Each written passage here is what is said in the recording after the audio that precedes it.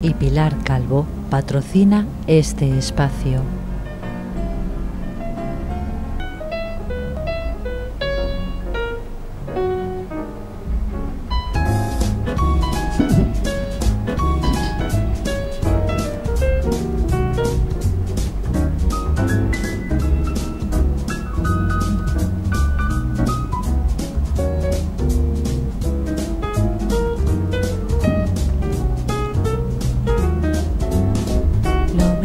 De cada casa. Muy buenas noches, una vez más bienvenidos a M25, donde mantenemos cada semana una charla, siempre me gusta decir, distendida, amable, como si estuviésemos tomando un café en algún sitio o disfrutando de una buena sombra en un parque y hablamos de cosas que nos interesan, generalmente relacionado con el mundo de la cultura. Y hoy tengo a una persona que lleva en Marbella creo que desde el año 1982 u 83, por esa fecha, ahora nos confirmará, que vino, como se decía antiguamente, de Allende los Mares, del otro lado del Atlántico, que se hizo muy pronto marbellera, sigue siéndolo, desde luego, y que se encarga fundamentalmente de divulgar la música con mayúsculas. Lo hace a través de la radio, por ejemplo, a través de la cadena SER en Marbella, con un programa donde habla de un autor o de una pieza determinada que el oyente o la oyente ha pedido, y lo hace de una manera didáctica, absoluta, y mucha gente que piensa que oír música clásica es aburrido, que es difícil, cuando se lo explica María Testa, uno se engancha. María, bienvenida. Qué bonito, uno se engancha, es verdad. Eso pretendo. Buenos días, buenas noches y muchísimas gracias por invitarme a este programa. Nada, a ti por venir. Siempre cuando se habla de María Testa se le asocia a Música con Encanto, que es su gran creación, al Centro Musical del Mediterráneo, a una joven orquesta que también promocionaste, y sobre todo María Testa es pianista. Sí. Ser pianista se está estudiando toda la vida, ¿no? Sí, además eres pianista toda la vida. Quiero decir, cuando eres músico no es que llega un momento que tu trabajo termina el último día de tu vida, ¿no? Es más que una profesión, yo creo que es una manera de vivir, ¿no? Una vocación muy profunda de la que no te puedes despegar nunca, claro. Estaba pensando, María, que una mujer que es médico, por ejemplo, pues es médica, es una médica, pero una mujer que es músico, no es música. Porque dices, tú eres música, y diría, bueno, yo soy músico. Ahí hay un poco de dificultad a la hora de hacerlo femenino, ¿no? No sé, yo cuando me lo preguntan, para mí yo soy músico. La música claro, es otra cosa, ¿no? Bueno, tú llegas a España en el 83. Sí, exacto, llego en el 83, llego a Madrid el primer año. Fui a estudiar con un profesor muy bueno que había en esa época en el Conservatorio Nacional Superior de Música de Madrid, que era Joseph Colón. Y es que Madrid no era mi ciudad, estaba clarísimo. Así que él mismo me recomendó estudiar en Sevilla, terminar mi carrera en Sevilla con un pianista mallorquín, que en esa época era uno de los dos catedráticos del Conservatorio Superior de Música de Sevilla, ¿sí? El Conservatorio Jesús del Gran Poder. Y ahí estaba Ramón Coll. Yo no sabía quién era, claro. Bueno, si provenía de una propuesta del profesor que conocía, me parecía que valía la pena, ¿no? Entonces me vine a Marbella porque quería estar en un lugar con mar, no quería estar en una ciudad interior, así como Sevilla, no con río, pero otra configuración. Yo estaba recién llegada, la verdad es que no tenía muy claro dónde quería estar, ¿no? Desde Argentina. Sí, venía de Buenos Aires. Sin embargo, no tiene mucho acento argentino. No. Tú dices Marbella, no dices Marbella. Marbella. No, hace mucho que no digo Marbella. A lo mejor en mi casa, porque vivo también con mi madre, que es muy argentina, aunque hace muchísimos años que está aquí. Y yo creo que producto del aspecto, digamos, pedagógico de mi vida, y no de todas las clases y los talleres y todo esto, siempre tienes que cuidar un poco que no sea un acento demasiado argentino, ¿no? Que sea un acento un poquito más neutral. Bueno, así que por esto tal vez, ¿no? Aquella jovencísima María Testa, ¿por qué se marcha de Buenos Aires y se viene a España? Ay, en Buenos Aires era imposible vivir en esa época, era un horror. Bueno, no sé si ahora, no creo que ahora esté mucho mejor. Yo soy una persona, como trabajo en el arte, tú sabes, somos un poquito caóticos, pero por otro lado tenemos una necesidad enorme de orden. O sea, un caos controlado. Sí, un caos que tú conoces y que dentro de ese, alrededor de ese caos está la calma, ¿no? Esto es una cosa que en Buenos Aires, bueno, cuando vivía en Buenos Aires, que era chica, no lo notaba, pero cuando ya fui un poquito más mayor, que ya terminé el colegio, sí que lo notaba. No podía organizarme como yo quería. Entonces, y no veía una salida a lo que yo había estudiado. Ya me lo había dicho mi padre. ¿Por qué no estudiaba otra cosa? ¿No? Pero bueno, increíblemente él mismo fue el que me contagió ese amor por la música, ¿no? A mi padre le encantaba escuchar la ópera, ¿no? Y tenía un montón de discos, en esa época discos de pasta y de vinilo, de música clásica, de colecciones. Íbamos mucho al Teatro Colón, a él le encantaba ir a escuchar ópera, ir a escuchar conciertos, así que vino por ahí. Pero claro, cuando tú tienes un hijo, te da un poco de vértigo, ¿no? Uy, va a ser músico, ¿qué vamos a hacer con él? Pero bueno, yo seguí adelante. De hecho, fíjate, me acompaña hasta toda la vida, me va a acompañar, es así. Yo se lo agradezco muchísimo porque él quería que yo fuera médico y no había nada más lejos de este objetivo mío de vida que ser médico. Así que, en cierta forma, podremos decir que la música en su aspecto terapéutico es también una herramienta, ¿no? Justamente lo estaba pensando. Estaba pensando, sí. No, bueno, yo no me siento médico, pero sí sé que el contacto con la música, además de tener su vertiente terapéutica, que es muy importante, es sanador. Así que digamos que tampoco estaba tan lejos, ¿no? Bueno, dices que Madrid no era tu ciudad, no lo era, pero ¿cómo se te ocurre venirte a Marbella? Porque claro, Marbella no es un centro musical, no es Habsburgo. En absoluto, ni tampoco está cerca de Sevilla, en esa época era complicado. Pero yo no conocía a nadie, pero había unos amigos que tenían un bar en la calle del Peral. Entonces me dijeron... ¿La calle del Peral? En la calle del Peral, sí. Esa es mi calle. ¿Sí? Yo nací en una vivienda de esa calle. Fíjate, yo no me acuerdo el número, pero puede ser que se haya sido Peral 15 o Peral 19, no me acuerdo el número. Era un barecito, ella era una tejedora, tenía su telar con salida a la calle Los Caballeros y él tenía el bar hacia la calle del Peral. Ana Navarrete. No, ella se llamaba Christine Le Platenier, era suiza. Sí, claro, y él se llamaba Carlos Ventafrida. Sí. Yo a él lo sigo contactando a través de Facebook, siempre nos hablamos, nos saludamos. Vive en Buenos Aires, volvió a Buenos Aires. Y en esa época me alojaron, me dijeron, mira, vente a casa y vamos viendo qué pasa. ¿Y qué fue lo que te llamó la atención de Marbella para decir me quedo aquí? Que era tranquila. Era, utilizar el pasado. Absolutamente. En esa época Marbella era un pueblito así súper calmo, donde podías disfrutar de la naturaleza de otra manera. Hoy en día Marbella, claro, ha cambiado muchísimo, ¿no? Ha crecido también, de una manera casi te diría desmesurada para mi gusto. Yo ahora me he ido a vivir a Monda, a reencontrarme también otra vez con un espacio natural, tranquilo, ¿sí? Donde yo puedo pensar, trabajar, desarrollar proyectos, estudiar. Y a 15 minutos. Y a 15 minutos. Así que siempre ves buscando, se ve que a mí lo de la gran ciudad no me va, porque aún viniendo de Buenos Aires, que era una enorme ciudad, claro, era una época de estudiante, era otra cosa, era época universitaria, no te das cuenta, pero claro, al final buscas un poco el lugar de origen. Yo nací en un lugar pequeño de Buenos Aires, no en la ciudad, ¿no?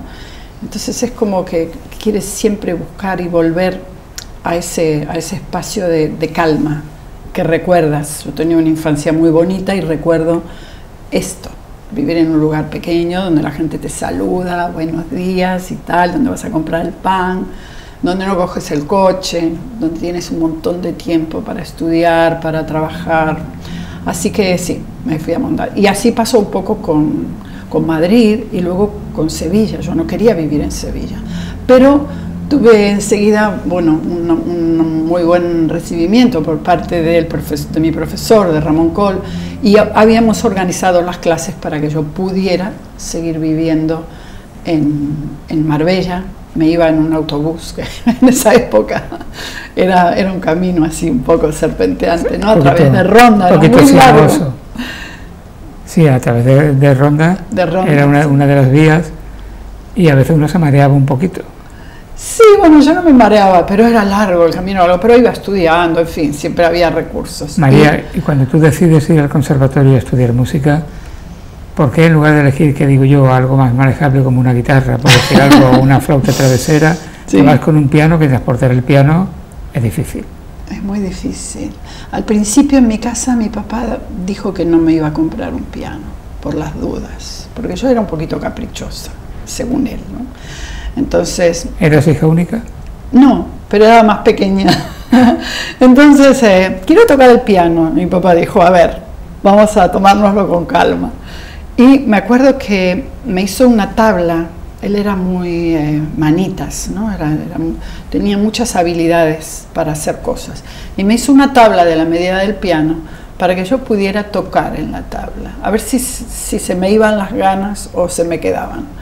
Bueno, se me quedaron, claro. Y también, fíjate, esto que parece ay, ¿por qué no le compraron un piano, pobre chica, no? Sin embargo, el hecho de haber trabajado durante un año entero sobre una tabla de madera desarrolló mi oído de una manera increíble. Viste, siempre las cosas presentan un lado muy positivo y son una oportunidad. Aquella tablita, que la guardé durante muchos años, trabajó mi oído interno, de tal forma que cuando yo iba a clase tocaba y tenía que recordar musicalmente, a nivel sonoro, ¿no? Grabar en mi mente los sonidos de lo que después iba a tocar en la tablita. Así que funcionó muy bien. Total que al año siguiente ya me compraron un piano. Pero es cierto que el piano te marca mucho más que cualquier otro instrumento, porque cuando tú entras a casa y está el piano, estás en casa, no importa dónde sea, ¿no? Y siempre buscas un lugar para el piano, una casa para el piano. Ahora que yo he estado buscando casa en Monda, por ejemplo, la vista solo era a ver dónde voy a poner el piano, si va a caber, si va a sonar bien, si no, ¿no? Vives alrededor de él, es un compañero de viaje, ¿no? Bueno, de toda la vida. Rara vez no caemos en el hecho de que el piano es un instrumento de cuerda. Y de percusión. Y de percusión, de cuerda percutida. Que las dos cosas, ahí está su dificultad, ¿no? Por un lado, el piano suena porque tú percutes una cuerda con una tecla, con un masillo, y por otro lado es una cuerda la que emite el sonido. Ahí está su dificultad. El piano no respira como el violín o como los instrumentos de viento, ¿no? Que funciona con el aire o con la medida de un arco. Tú tienes que respirar por él. Y eso crea una unión que no se rompe nunca. Porque tú respiras por él, pero él te deja respirar también. Entonces estás ahí como en una relación de un solo ser. Eso, digamos, es mi visión de cuando yo me siento frente al piano, ¿no? Independientemente de las horas de estudio y de todo esto, llega un momento luego de tu formación donde te das cuenta que tienes a alguien, ¿no? Y ese alguien es un instrumento majestuoso, maravilloso, que te va a acompañar siempre. Esa tabla que tu padre te confeccionó para que tú tocases el piano, además entiendo que desarrollaría tu motricidad fina, fundamental en un pianista. Esa motricidad fina sería magnífica en ti, ¿no? Absoluto, imagínate, tú tenías que tocar sin pisar la rayita, ¿no? La verdad es que fue una herramienta increíble en mi formación, porque Yo tengo muy buen oído y siempre la gente se asombra, ¿no? Inclusive los profesores, qué buen oído tienes. Y viene de ahí. ¿De qué marca era tu piano? Mi primer piano. ¿Tu primer piano? Oh, mi primer piano era un piano alemán, pero muy antiguo, yo ni me acuerdo qué marca era, pero un piano vertical. No tenía candelabros, quiero decir que tan antiguo no era, pero era muy antiguo. Era de un sistema de bayoneta con las cuerdas rectas, no tenía las cuerdas cruzadas. Las cuerdas, me refiero a las que están desde el suelo, ¿no? Porque era un piano de pared. Muy antiguo, pero sonaba. Y venía un afinador ciego a mi casa. Y lo afinaba. O sea que siempre trabajaba, porque me molestaba mucho cuando estaba desafinada. Se ve que ya el oído iba despertando, ¿no? Y luego he tenido un montón de otros pianos verticales, hasta que apareció el piano de cola, claro. Mi primer piano de cola lo tuve en Marbella. ¿Y fue de qué marca? Ese fue Schimmel, fue un Schimmel, un piano precioso, que estaba en un cabaret en el Puerto Banús. Que son de los más populares junto con los de Steinway, ¿no? Bueno, hay varios, Erhard también, y hay buenos pianos, Bosendorfer. Sí, hoy en día, gracias a Dios, tengo un Steinway. Hemos llegado, ¿no? a él. Era hora de llegar, ¿no? Era hora, ya sí. Tocaba llegar. Música con encanto. ¿Cuándo surgió Música con Encanto? ¿Con qué objetivo? Fíjate que mis hijas eran muy chiquitas y las apunté a una escuela de ballet, que era el ballet ruso de la Costa del Sol. Yo creo que ahora no existe más, o bueno, por lo menos no en aquel formato. Y funcionaba en Nueva Andalucía. Mi hija Sofía, que hoy en día toca el violín, que era muy pequeña, iba a UPA y miraba por la ventana redonda a su hermana Sara, que estaba bailando con sus profesores. Y había una señora que tocaba el piano, porque los ballets rusos no ponen cintas grabadas, ¿no? Sino que hay siempre un pianista. Qué bueno. Y pensé, exactamente eso pensé yo, qué bueno, yo tengo que conocer a esta mujer. Es una señora rusa, era evidente por su corte de pelo, su aspecto, aparte porque era el ballet ruso de la Costa del Sol. Efectivamente, al cabo de unas clases, así, hola, ¿qué tal? Hola, ¿qué tal? Y entonces ya hablamos y yo le conté que yo tocaba el piano también y la invité a mi casa. Digo, ¿por qué no tocamos algo así a cuatro manos? Y ahí en el 2003, era 2003, nació una relación que dura hasta el día de hoy, por supuesto. Nos hemos visto justamente el domingo, hemos tocado juntas.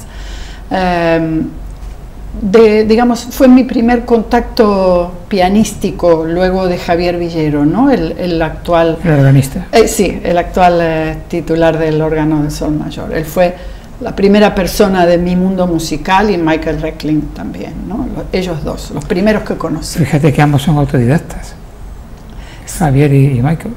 En el órgano. Bueno, Javier ha estudiado en el conservatorio, pero él es pianista de formación. Sí, claro. sí, sí. Y aparte es un poquito organero también, ¿no? Porque este órgano necesita mantenimiento y Javier lo ha ido manteniendo a lo largo de los años, así que tiene, digamos, estas dos vertientes, ¿no? Y bueno, el órgano para él lo es todo, aunque es también un muy buen pianista. Pero en el 2003 conozco yo a Irina Natskij, empezamos a tocar juntas y nos llevábamos muy bien, porque tú sabes que compartir un piano no es cualquier cosa, ¿no? Porque te molesta el otro, ¿no? Y se cruzan las manos y estás ahí pillando casi la misma nota. En fin, había que pulir esa cercanía física, ¿no? A nivel técnico también y a nivel de comprensión de la interpretación de lo que estás preparando. Pero funcionó muy bien y formamos el dúo del Sol y tocábamos por ahí. Y en 2004 Pilar Cartes y Esperanza Olearraga fundan el Relicario, un restaurante al costado del túnel de San Pedro, donde está el Ingenio, sí. Un restaurante muy innovador, dos personas súper creativas. Fue la primera persona que hizo cocina de autor aquí en Marbella, ¿no?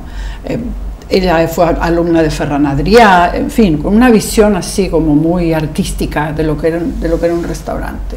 Para mí, modélico, absolutamente. Dentro de ese ámbito creativo de estas dos mujeres,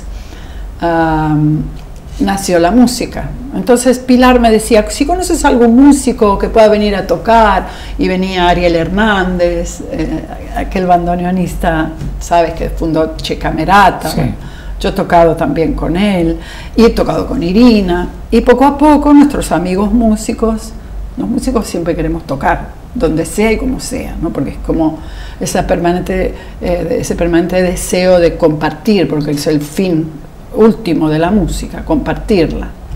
Así que empezaron a venir amigos a tocar, y se empezó a hacer como una red de músicos que querían tocar en el Relicario. Además, el Relicario es un lugar muy inspirador, ¿no? Así, a nivel estético era con magia, precioso, y a nivel acústico ni te digo, tenía 3 silos que estaba restaurado, y esos 3 silos hacían como de caja de resonancia, ¿no? Era un lugar precioso. Y ahí finalmente, como ya veníamos teniendo un programa mensual con tantos músicos que querían tocar, decidimos crear un espacio justamente donde poder dar cabida a músicos en un lugar que es ajeno a la música, porque era un restaurante, pero con un carisma muy particular, y especialmente con el apoyo de Pilar Cartes y de Esperanza.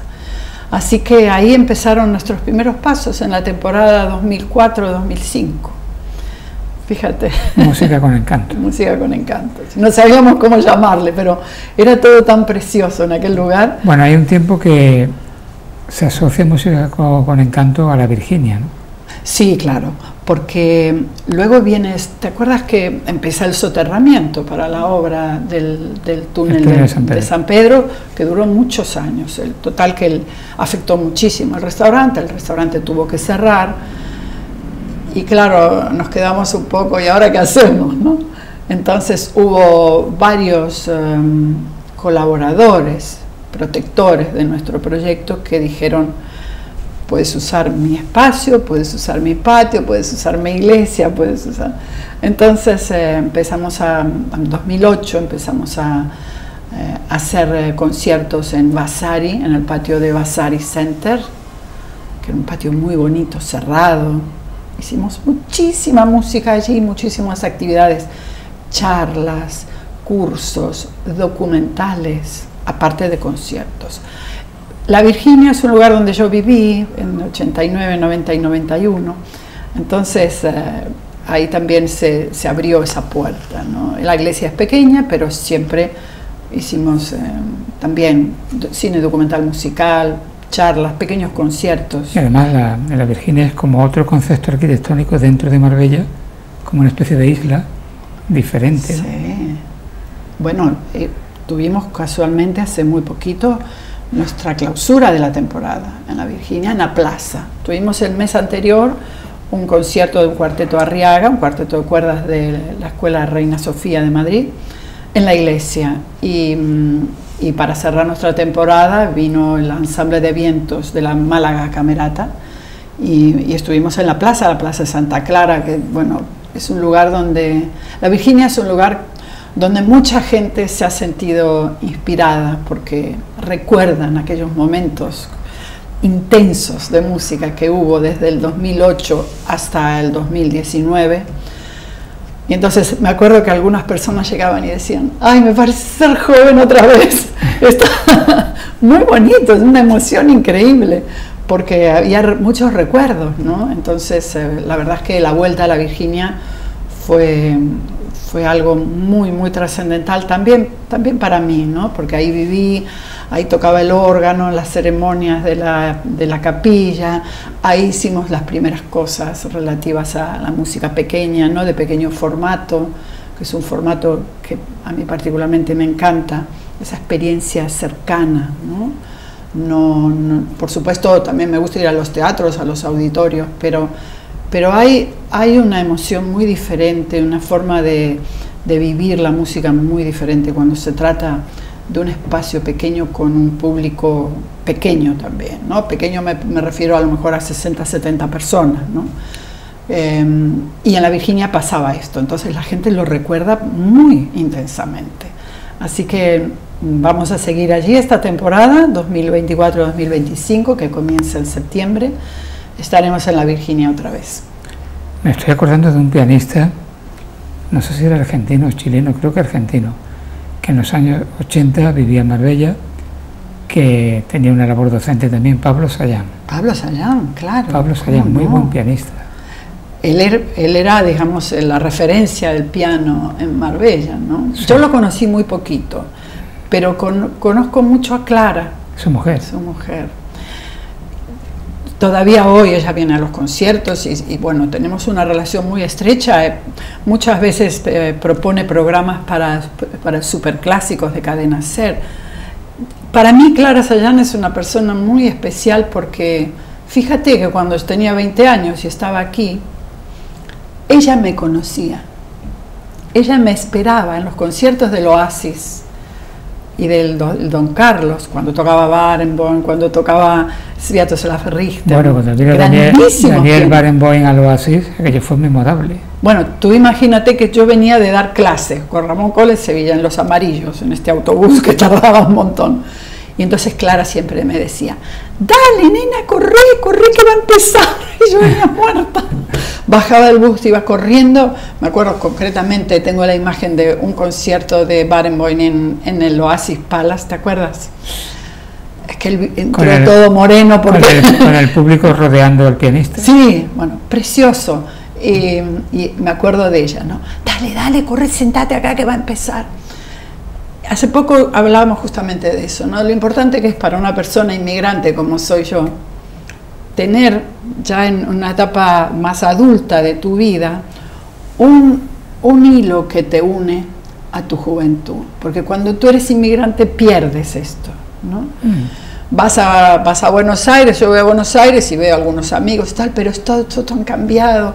Me acuerdo que aquí había no sé qué, pues ya no está más, o personas que ya no viven más ahí, que se han ido a vivir a América, a Europa, yo qué sé. Entonces, al final pierdes conexiones, ¿no? O te conectas por vías que no son muy agradables, como el Facebook, o en fin, te conectas así un poquito, bla, bla, bla, bla, alguien te pasa el teléfono y hablas. Pero la conexión personal para mí es muy importante. Y Clara Sayán representa un poco eso, ¿no? Esa señora que me recuerda y que yo recuerdo de cuando era jovencita y volvía de clase a ver un concierto de la Asociación Amigos de la Música. Aparte era una época de oro de los Amigos de la Música. Sí, ellos vivían en Nueva Marbella, en la zona que se llama Nueva Marbella. Sí. Y Pablo era una persona súper amable. Sí, eso recuerdo. Que te explicaba, yo lo entrevisté en más de una ocasión, y tenía la paciencia de explicarte un poco cómo te pasa a ti. Sí. Que explica de manera muy didáctica lo que significa una obra, cómo funciona un piano. Sí, él era muy buen profesor. Sí. Yo he conocido chicos en aquella época que daban clases con él, ¿no? Bueno, tú has mencionado varias veces la palabra inmigrante. Después de tantos años, ¿tú te sigues considerando todavía inmigrante o ya eres una marbellera? Ay, qué pregunta difícil es esta. Porque mira, no es bonito lo que te voy a decir, pero también tiene un lado muy bonito. Yo no me siento de ninguna parte. No me siento particularmente argentina ni española. Llega un punto, ¿no?, que al final eres una persona, no tienes bandera, ni color. Alguien llaman a eso ciudadano del mundo. Un ciudadano del mundo, sí, no quería decir esto porque es una cosa así como muy trillada, ¿no? Muy tópico, pero bueno. Y muy mal conceptuada a veces. Ciudadano del mundo es como la palabra artista, ¿no? Yo me siento artista, pero cuando digo soy un artista, la palabra artista está tan manipulada y tan degradada que este es un artista. Entonces son palabras delicadas, ¿no? Pero bueno, las tomamos así con la frescura que originalmente tienen las palabras. Y sí, ser inmigrante es, cuando pasan los años, te das cuenta que no importa de dónde eres. Yo, por ejemplo, ahora que he vuelto a esa situación en una relación con la naturaleza, ¿no? En la villa de Monda, la sensación que tengo cuando vuelvo a casa es que encontré un lugar en el mundo. Al fin, al fin. Famosa película argentina, Un lugar en el mundo. Un lugar en el mundo, ¿te acuerdas? Yo me acuerdo de esa película y me pareció muy interesante porque yo ya la vi cuando era inmigrante y pensé, todo lo que queda para encontrar un lugar en el mundo, porque cuando tú sales de tu país, el que sea, tienes que arraigarte en otro. Ese proceso de echar raíces es un proceso muy largo. No es que ahora soy española porque me dieron el pasaporte. No tienen nada que ver con eso. Es un proceso muy largo, un proceso muy profundo interior. Por suerte yo tengo la música que no tiene fronteras, ni bandera, ni color, y entonces ese elemento abstracto y tan fundamental como es la música es la que me da forma, ¿entiendes? No me importa ya de dónde soy, tengo 2 pasaportes, es lo mismo, podría no tener ninguno si acaso, pero es esa sensación de que tú haces un enorme esfuerzo cuando eres inmigrante para adaptarte a la nueva sociedad, al nuevo lugar, a las nuevas costumbres, a la nueva manera de hablar, porque aunque, ahí está lo que hablábamos antes, ¿no? Aunque se habla español, es un español muy distinto, ¿no? Y al principio había mucha broma pesada con respecto al che, te comes un pollo en la calle Ayacucho, no sé qué. Un horror. Entonces, poco a poco te das cuenta que es mejor suavizar un poco el lenguaje y después te das cuenta que tienes que ser quien eres, no importa cómo hablas, cómo te vistes, hay un ser adentro de la ropa y hay un ser detrás de esa palabra con un acento que no se sabe muy bien, que eres tú. Ahí, María, hay determinados políticos que hieren la sensibilidad de los seres humanos en general, pero creo que de los artistas en particular, porque hay una sensibilidad especial, ¿no? Cuando surge un personaje de ese tipo, y no le vamos a poner nombre porque los hay muchos, sí. de diversas ideologías y demás, ¿el artista cómo vive eso? ¿Se aísla de alguna manera con su arte? Sí, absolutamente, absolutamente. Yo no sé hablar de política, ni de religión, ni de fútbol, o sea, son esos temas. ¿Cómo? ¿No viste la serie de no sé qué? Yo es que no tengo televisión directamente. O sea, no es que no vi o no vi, no tengo aparato, ¿no? O sea, a veces venían una familia con unos niños a mi casa y el pequeño le decía algo al padre y el padre se reía y digo, ¿qué te dijo? Dice, me preguntó dónde está la televisión. O sea, mi vida es así, ¿no? Pero bueno, yo con mi música tengo más que suficiente. Y es verdad que la música, como no es muy divulgada, no se comprende la profundidad que tiene. Por eso a mí me gusta dar charlas y hacer este programa de radio. Después, si quieres, hablamos un poquito de él. Porque entiendo que es un terreno fundamental en nuestra vida, pero que no está nada explorado. Nunca, en Europa concretamente, vamos a centrarnos en Europa, nunca en la historia ha habido tanta gente culta con un total desconocimiento de la música. Nunca pasó eso. La gente culta, digamos culta a lo largo de la historia, siempre sabían de música de matemática, de astronomía, ¿no? El trivium, el quadrivium, desde los tiempos más lejanos de la historia. Yo te digo sinceramente, a mí eso me causa gran tristeza. Sí, a mí también. Y sobre todo, cada vez menos, sobre todo en gente de, digamos, menores de 40 años, sí. Poder hablar, por ejemplo, de una ópera. No estoy hablando de una ópera exquisita o rara o desconocida. Estoy hablando de La Traviata o de Carmen. Estoy hablando de... Son óperas que suenan hace 250 años. Que hasta no hace mucho formaba parte de la cultura general. Claro. Y hoy día no. No, bueno, pero viste, en cuanto miras los programas educativos, en cuanto miras cómo se sigue enseñando en el conservatorio, y cuando miras esa tergiversación sobre la música clásica, que es una música de viejos, que es una música minoritaria, que uy, qué cultos que son, ¿no? Todas estas actitudes totalmente degradantes de la música, peyorativas de la música que culta. Lo que nos olvidamos es que la música tiene un recorrido histórico, y en ese recorrido histórico que surge cuando entra la música de Oriente por Constantinopla a Europa, digamos, a lo que hoy conocemos como Europa, al mundo occidental, va de la mano de la Iglesia. La Iglesia la protege. Gracias a la protección de la Iglesia tenemos la música hoy en día, ¿no? La Iglesia, por un lado, la bloquea. Aquí no se mete nadie. Aquí solamente pueden cantar los monjes y van a empezar a dibujar los cuadraditos, los punctum que vemos en tantos museos, ¿no?, del canto gregoriano, para que más o menos se cante lo mismo en todas partes, ¿no? Que la transmisión oral sea lo más estricta posible, ¿no? Ahí surge el cátolon, surge la Iglesia católica. Entonces esa música que viene protegida, que viene de una determinada manera de Oriente, que comienza a evolucionar, no es que sea culta o no culta, es que es nuestra esencia, ¿entiendes? Es la raíz de la música en nosotros seres humanos.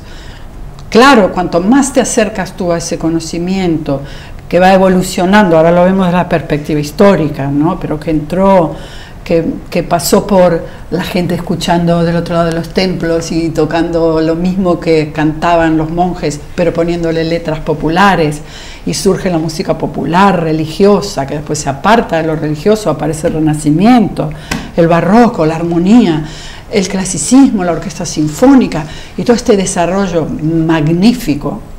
Es que tú no puedes minimizar la importancia de la música, porque está en nosotros.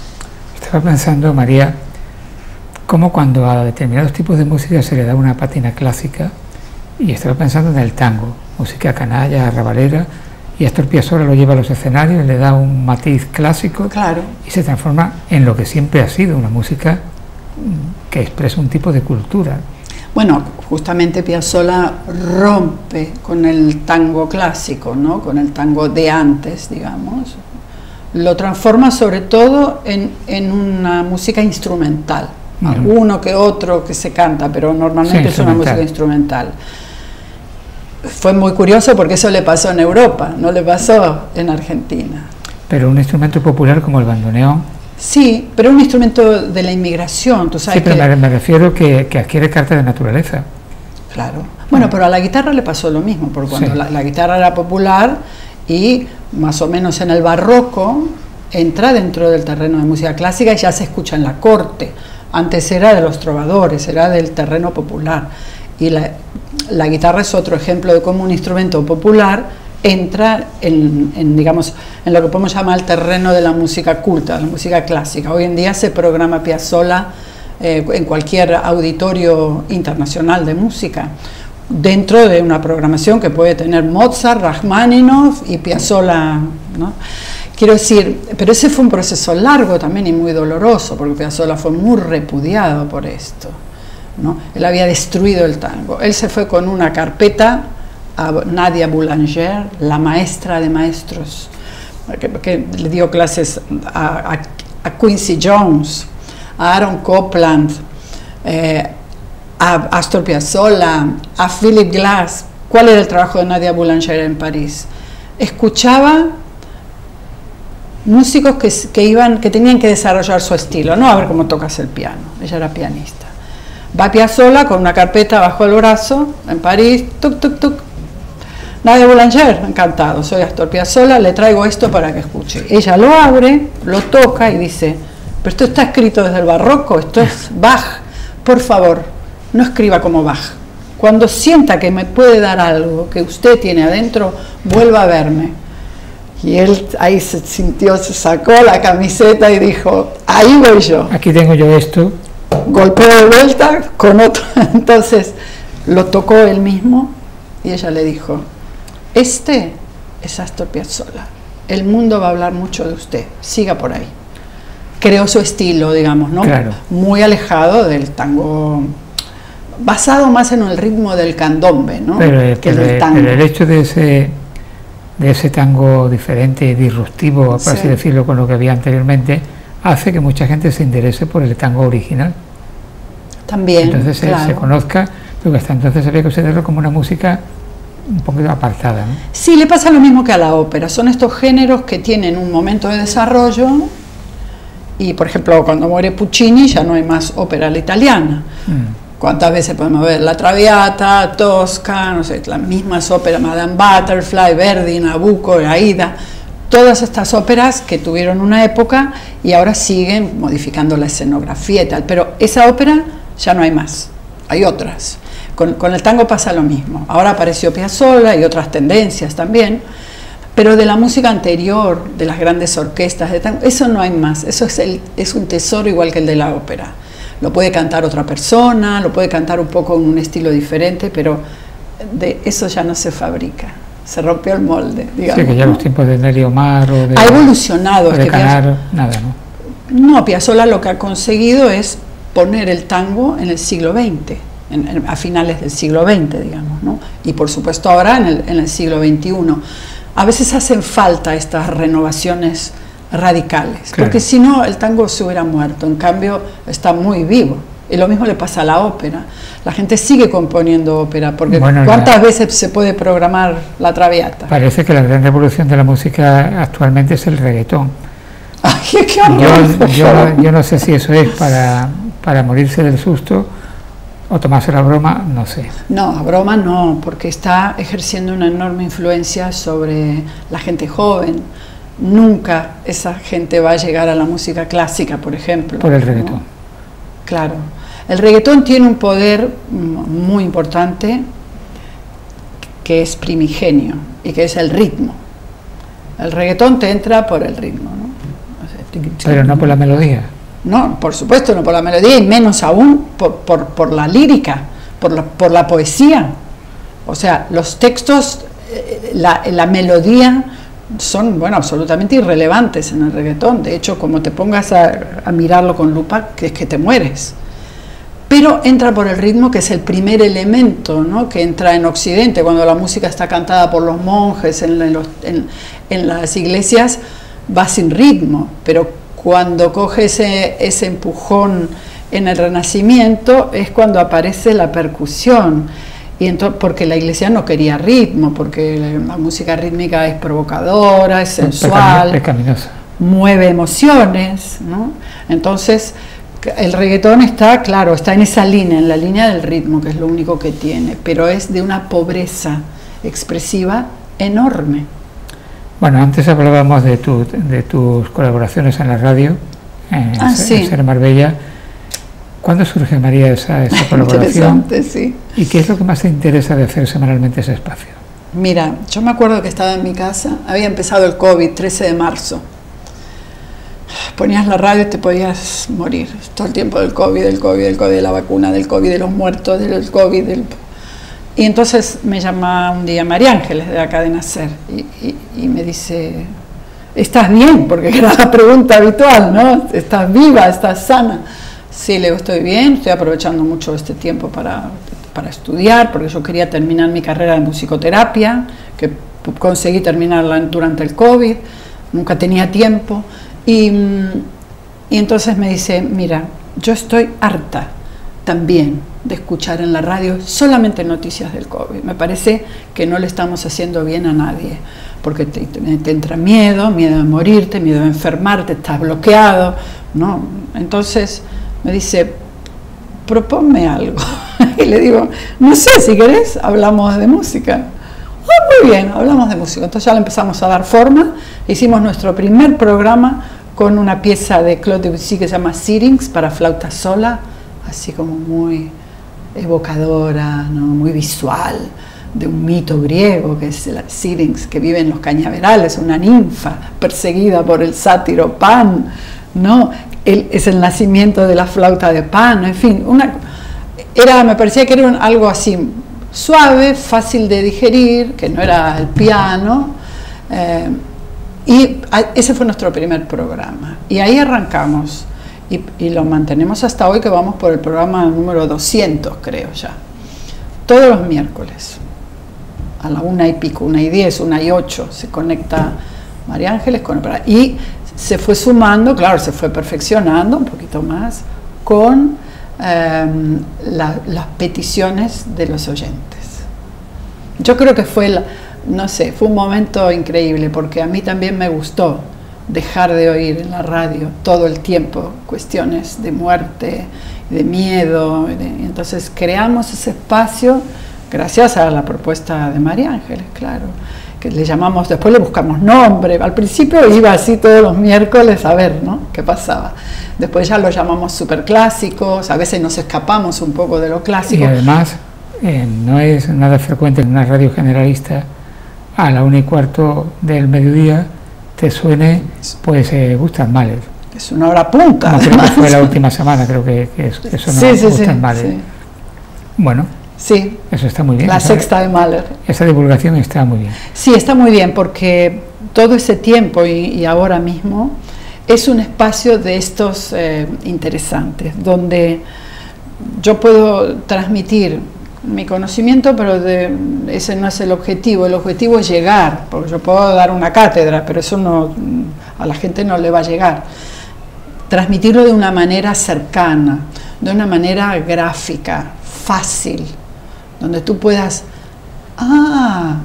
claro, sí, sí, a ver, lo voy a escuchar porque ahora ya tengo curiosidad, ¿no? Y que el oyente pueda quedarse los 20 minutos que dura el programa, que es un tiempo más que generoso, ¿no?, que una cadena tan importante de radio pueda dedicar 20 minutos a esa divulgación. La verdad es que es un espacio muy interesante, y sobre todo cuando hay peticiones del oyente, porque te das cuenta qué cosas quiere oír la gente, ¿no? ¿Qué significa para ti Erik Satie? Erik Satie. Erik Satie. Oh, mira, Erik Satie es un compositor francés de la época del impresionismo. Es como un poquito la oveja negra de los impresionistas, ¿viste? Porque Claude Debussy es la estrella, ¿no? Por eso te lo preguntaba, porque cuando se habla de impresionistas casi nunca se habla de Erik Satie. Ahora un poquito más, pero lo que pasa es que Satie era una persona muy solitaria y bastante compleja, por decirte, para situar su complejidad. Él formaba parte de los Rosacruces y también tocaba en los cabarets. O sea, algo poco compatible. Todo estaba ahí adentro. Erik Satie era todo eso, ¿entiendes? Entonces ha escrito una música totalmente filosófica, mística, y por otro lado ha escrito una música ligera, muy atractiva. Una música que es, sin ninguna duda, la semilla del minimalismo. Te iba a decir eso, que tiene por esa apariencia minimalista, pero hay una profundidad ahí importante, ¿no? Enorme. Gracias a él existe el minimalismo, que aplicaría luego Maurice Ravel en su bolero. Menos es más. 2 temas, 16 compases cada uno, y esos son 17 minutos del bolero de Ravel. Y que va increyendo, ¿no? Empieza pianísimo con una caja, tan ta ta ta tan ta ta ta tan tan ta ta ta tan ta ta ta ta ta ta ta ta tan, así 17 minutos. Bueno, has mencionado a Maurice Ravel y el bolero, pero entre, por ejemplo, el bolero y la música que tiene para una infanta difunta, que es de las piezas, sí, parecen como autores diferentes, ¿no? Bueno, Ravel es que ya está en una época, él se muere en el 37. La Pavana para una infanta difunta. La Pavana para una infanta difunta, sí. Él muere en el 37, o sea que ocupa, digamos, nace por el 1870 y pico, no me acuerdo exactamente, 1870 y algo.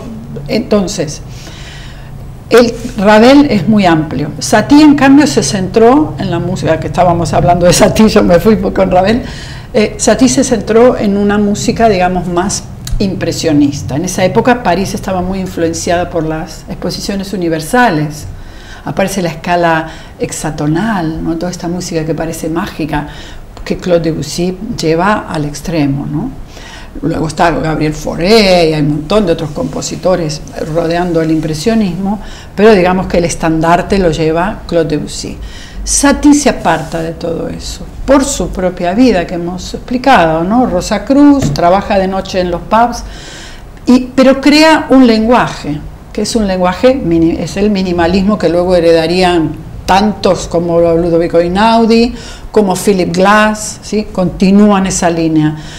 Esa es la importancia que tiene Satie. Luego era un hombre muy místico, y tiene unas obras así como la Gymnopédies, las Gnossiens, ¿no?, que aparecen después de su muerte. En un cajoncito alguien encuentra unas partituras, las publica y son las 6 Gnossiens, que son unas obras bellísimas de Erik Satie.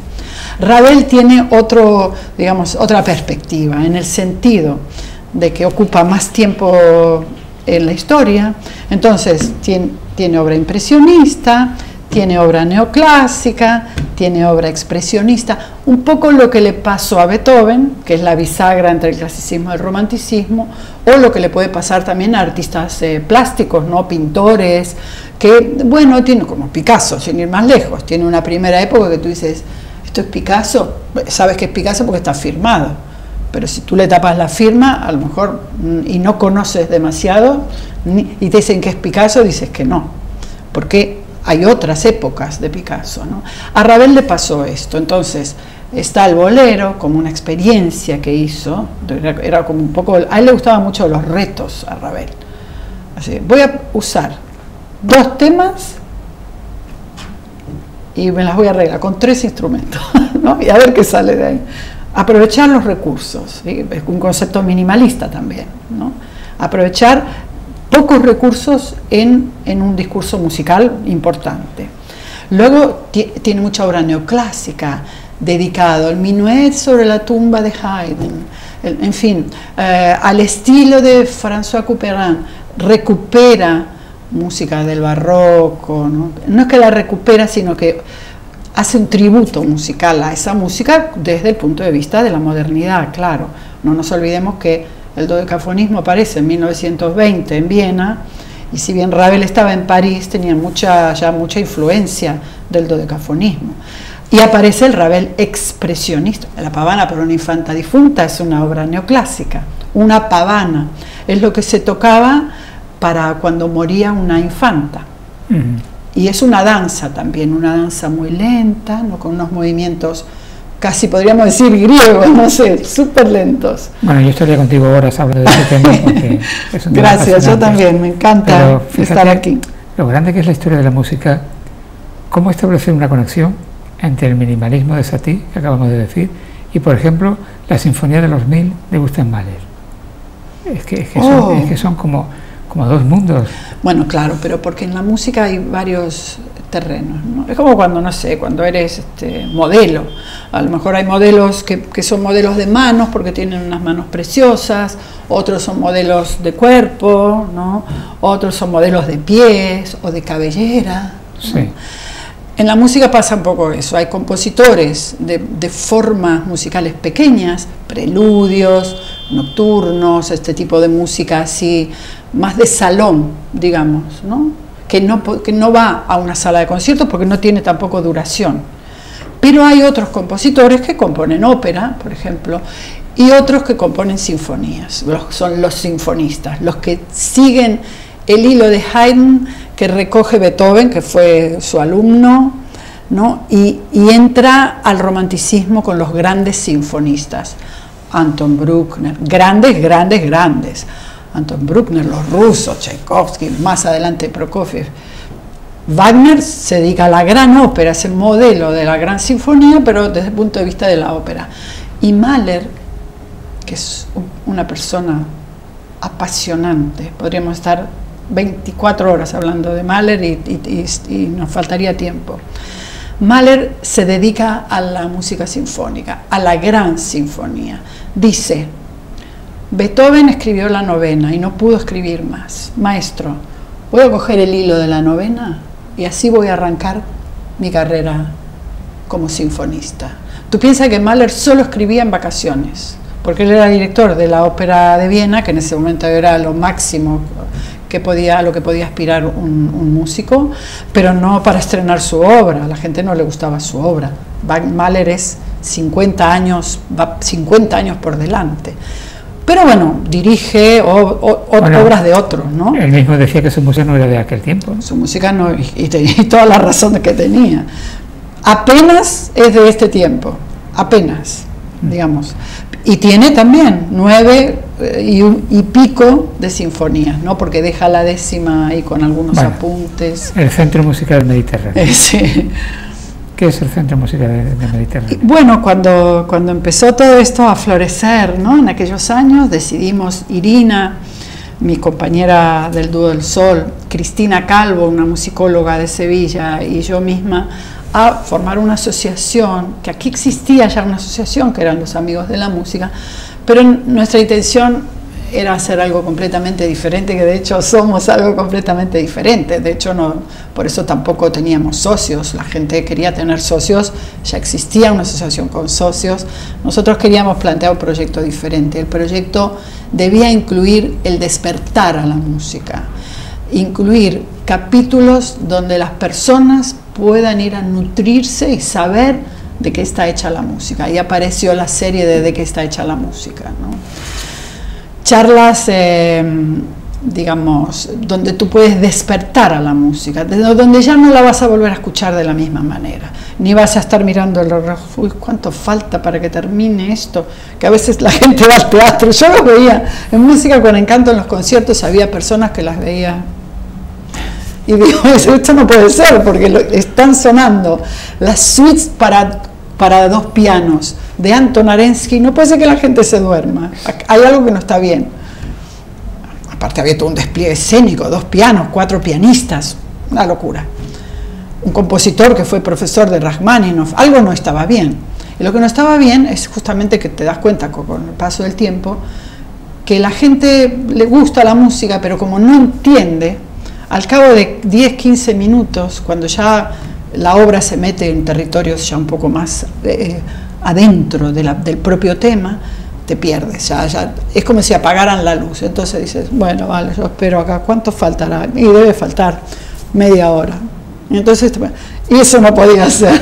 Entonces empecé a pensar seriamente en esto y aparecieron los cursos. Ese es nuestro proyecto, ¿no? Un proyecto que viene, por supuesto, en el que ofrecemos todo lo que podemos, una muy buena excelencia musical, música variada, por supuesto el piano como eje, pero también con música de cámara, etcétera, y el conocimiento que te falta para dejar de mirar el reloj y entregarte al hecho musical. Y en un momento dado aprendéis la tarea de crear una orquesta joven de la Costa del Sol, ¿no? Sí, en un momento estuvimos con la pequeña orquesta mediterránea, nos pasó por arriba el COVID, y claro, a la salida del COVID los chicos ya no eran niños, sino que eran más que adolescentes, con lo cual ya estaban estudiando fuera, en fin.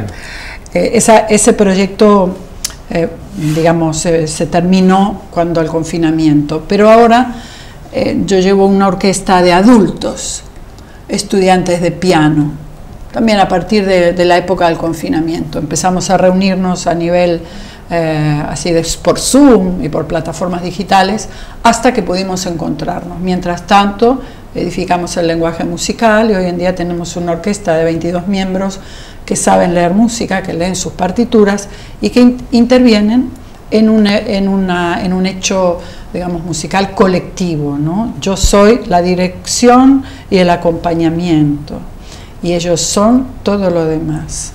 Así que ese es un proyecto muy interesante porque estamos hablando de personas a partir de los 40 hasta los 80 y pico de años, ¿no? Que han guardado en sus agendas de profesionales, la inmensa mayoría, han guardado un espacio para ensayar. Ensayamos todos los martes en la Escuela Le Roche Marbella, que es colaborador nuestro continuado a lo largo de todos estos años. Y allí es donde nacimos, allí es donde estaba la orquesta de los niños también, y allí es donde ensayamos. Este programa se llama Lo mejor de cada casa, y yo siempre pregunto, ¿qué es lo mejor de tu casa? La música con mayúsculas, eso es lo mejor que te puede pasar. La música y el silencio, ¿no? Sí. No hay música sin silencio. Claro. Para mí es muy importante el silencio también, por eso trato de rodearme de él en mi vida diaria, porque en el silencio me ordeno ese caos y luego puedo pasar al sonido. Es muy importante. Decirte que destaques una música sobre todas las demás estaría imposible, ¿no? Sí, completamente. Completamente. Me gusta mucho la música hoy en día. Me gusta mucho la música minimalista. Creo que mi vida es minimalista. Vivo con la menor cantidad de recursos posible para no distraerme con nada. No me interesa. Me interesan muy pocas cosas. Me interesa la gente, que no es poco, pero sin adornos, ¿sabes? Pues María, hemos hablado 1 hora. ¿Ah, sí? Sí. ¿Cómo ha pasado el tiempo? Ya ha llegado el momento de despedirnos. Esto me ha sabido muy poco. Sí, a mí Después también. del verano tienes que venir otro día. Bueno, cuando quieras. Además, no vamos a hacer una serie de 200 programas como en la SER, pero bueno, podemos hacer alguno más. Vale, muchas gracias. Gracias, feliz verano. Muchas gracias. A todos ustedes, como siempre, gracias también por haber estado ahí. Espero que les haya gustado. Yo creo que lo que María cuenta de la música no deja a nadie en la indiferencia. Hasta la próxima semana. Fundación Banús y Pilar Calvo patrocina este espacio. Muchas gracias. Muy bonito programa.